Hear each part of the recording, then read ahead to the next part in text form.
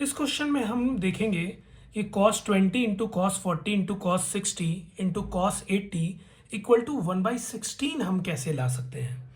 तो इस क्वेश्चन में देखेंगे हम पैटर्न के बारे में बात करें तो यहाँ एक पैटर्न है हमारा कि 20 2 40 है, 40 2 80 है, बट 60 एक बीच में आ रहा है। इसकी वैल्यू हमें डायरेक्टली पता होती है। cos 60 की जो वैल्यू होती है वो होती है क्या, cos 60 डिग्री, ये होता है हमारा 1/2। तो हम क्या करेंगे, सबसे पहले cos 60 को पुट कर देंगे। तो हमारा ये आ गया 1/2, यहाँ बन गया हमारा cos 20 into cos 40 into cos 80। अब ये नंबर के एक पैटर्न में दिख रहा है 20 2 40 and 40 2 80।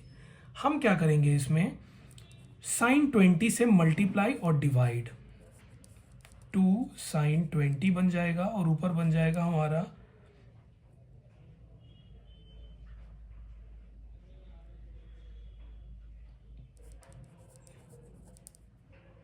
sin 20 into cos 20 into cos 40 into cos 80। हमने यहाँ 2 sin 20 से मल्टीप्लाई किया है तो हमें एक और नीचे 2 डालना होगा जो पहले से था।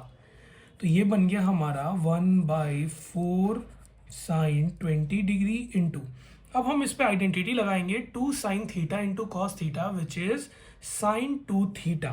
तो it will become sin 2 into 20 degree, it means 40 degree. तो ये आ गया हमारा cos 40 इंटू कॉस 80।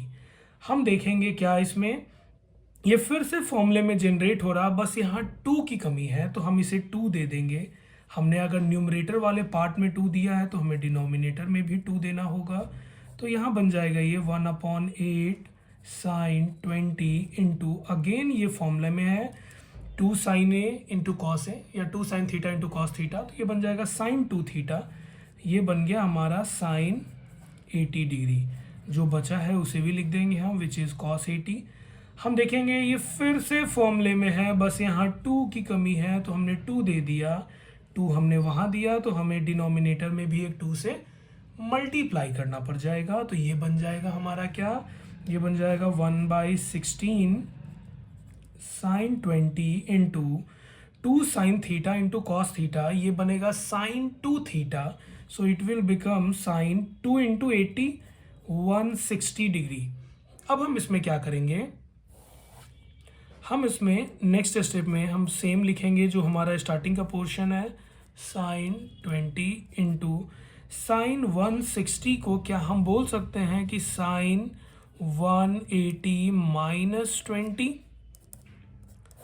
180 से शायद आपके लिए फॉर्मूले याद रखना मुश्किल हो तो हम इसे साइन पाई बोल देंगे, क्योंकि पाई रेडियन जो होती है वो हमारी 180 डिग्री के इक्वल होती है। तो अब हम देखेंगे sine pi minus theta which is in pi, यहाँ पे होता है सेकेंड क्वाड्रेंट, सेकेंड में साइन हमारा पॉजिटिव होता है। तो ये हो गया 1/16 sin 20 इंटू साइन 20 डिग्री। अब ये sin 20 को हम कट कर देंगे, हमारा आंसर आ जाएगा 1/16 जो हमारे RHS के इक्वल है। तो ऐसे करके इसे हम प्रूव कर सकते हैं by using these formulas and values.